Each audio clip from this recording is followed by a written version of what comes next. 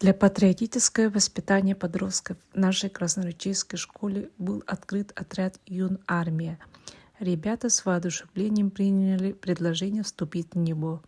Члены отряда, учащие среднего звена с 5 по 9 класс. «Юнармия» — это детско-юношеское движение в России, целью которого является патриотическое воспитание нового поколения российских граждан, возрождение старых добрых традиций детских и молодежных организаций.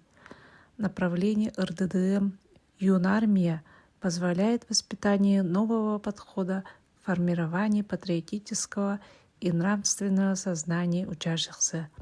Развивающемуся обществу нужны не только современно образованные, предприимчивые люди, которые самостоятельно могут принимать решения в ситуации выбора, отличающиеся мобильностью, но и горячо любящие свою родину, способные защищать ее, ценить ее нравственные достижения.